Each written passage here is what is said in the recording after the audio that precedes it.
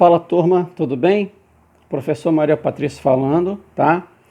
E eu quero falar com vocês aqui, nesse primeiro momento, a respeito do nosso conteúdo de emergências, né?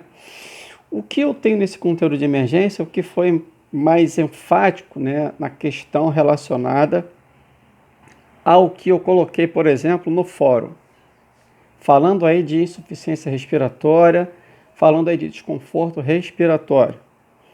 No primeiro momento, quando a gente fala de insuficiência respiratória, quando eu falo de desconforto respiratório, eu tenho que me atentar para um fator importantíssimo, que é o que? A hipoxemia.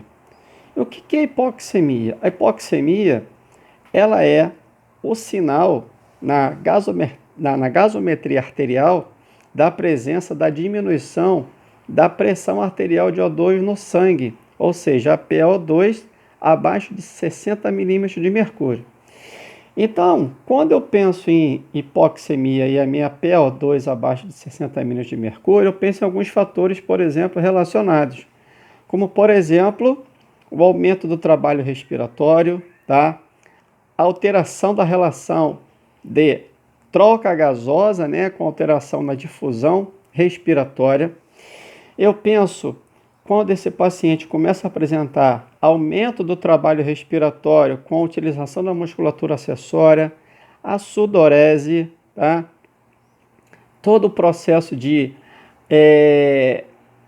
proeminências ósseas acentuadas, como a tiragem intercostal, a tiragem interclavicular, a musculatura acessória de Econ escaleno sobressaltando dentro desse processo aí, tá? E aí, é claro, quando a gente fala de insuficiência respiratória, eu tenho que me atentar a questão de, primeiro, uma hipoxemia aguda. O que seria uma hipoxemia aguda? Um declínio rápido da oxigenação arterial, tá? Acontecendo principalmente ali no edema pulmonar cardiogênico ou no edema agudo de pulmão, tá? Então a gente depois vai falar sobre isso em um outro momento. Quando eu falo de hipoxemia aguda ou subaguda, né, com declínio da oxigenação arterial de 6 a 7 horas, eu penso na pneumonia, eu penso no derrame pleural, né, nessa hipoxemia que começa a aparecer. E na hipoxemia persistente, aquela hipoxemia, por exemplo, da síndrome de desconforto respiratório agudo. Então, são essas características de hipoxemia relacionadas às doenças que nós precisamos nos atentar quando eu falo de insuficiência respiratória. Porém, eu tenho também, nesse sentido, as classificações da insuficiência respiratória, né? Aquele paciente que está, por exemplo, apresentando taquipneia, quem é esse paciente? Aquele movimento de taquicardia, muitas das vezes acontecendo, quem é esse paciente? Qual tipo de insuficiência respiratória ele acontece? Então, quando eu falo de unidade de insuficiência respiratória, eu penso em duas opções, tá? A insuficiência respiratória do tipo 1, que é a insuficiência respiratória onde eu tenho um incorreto fornecimento de oxigênio aos tecidos e um déficit de oxigenação, ou seja, aquele oxigênio ele deixa de trocar, né, realizando a difusão respiratória. E a insuficiência respiratória do tipo 2, ela é, muitas das vezes, a insuficiência respiratória onde o CO2, na gasometria arterial, o CO2 presente no sangue, ele encontra-se em maior quantidade que o oxigênio. Tá? Então, nesse momento, ele apresenta o quê? Déficit de ventilação, uma insuficiência respiratória do tipo 2, sendo o quê? Hipercápnica ou com aumento de CO2 no sangue.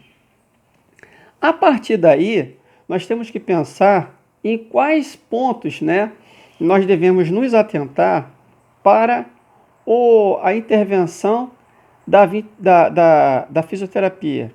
O que é a fisioterapia nesse momento? Ela, como você, como profissional de primeiro contato, né?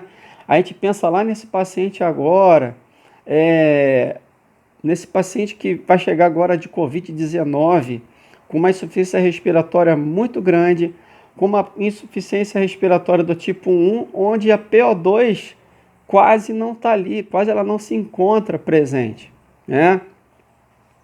E aí, é claro, A gente pensa que, muitas das vezes, nesse momento, o fisioterapeuta ele tem que estar ali para entender qual é a insuficiência respiratória e, é claro, intervir no que for necessário.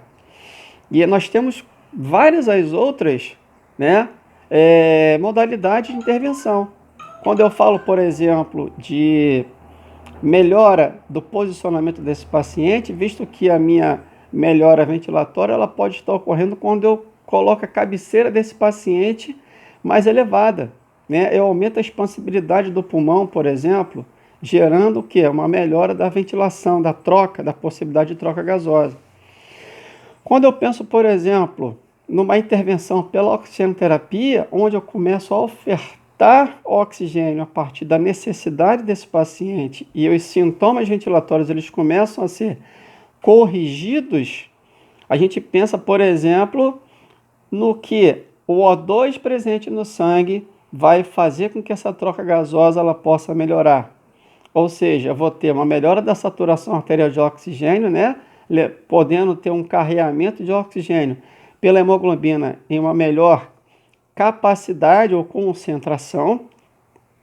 E a minha periferia ela vai estar perfundida, ok? Eu tenho oxigênio associado a esse trabalho, facilitando essa perfusão.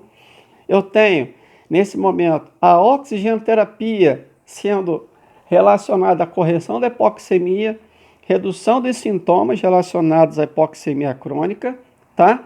E a redução da sobrecarga de trabalho imposta, né? Eu posso pensar assim, quais patologias eu posso favorecer e beneficiar com a oxigenoterapia? Se eu tenho um paciente de desconforto respiratório, por exemplo, um paciente que se encontra em uma exacerbação de DPOC, quem sabe esse paciente não pode se beneficiar? Se eu tenho um paciente que tenha uma necessidade de recuperação anestésica após conduta cirúrgica, por que não ofertar oxigênio? Um paciente muitas das vezes é advindo de um traumatismo, né? E eu começo a perceber que aquela oxigenação dele diminui. Será que a oxigenoterapia não poderia facilitar esse processo, tá? De melhora da oxigenoterapia? O edema agudo de pulmão, será que eu não poderia oferecer oxigênio para aquele primeiro momento e tentar reverter essa situação de hipoxemia relacionada? Então nós temos que entender que estes são algumas das entidades patológicas. Quais são os sinais apresentados para esse paciente? Quais são os sinais que esse paciente apresenta para a gente? Você tem lá esforço ventilatório visualizado, aparência de sofrimento, possível desorientação, cianose de extremidade, taquipneia, como já falei, apresentação dos músculos acessórios da respiração, gasometria arterial com presença de PO2 abaixo de 60 milímetros de mercúrio. Tá? E a gente pensa nesse primeiro momento, será que eu vou ofertar O2 de maneira inapropriada? Não. Pense no que você vai ofertar de O2 a partir de que?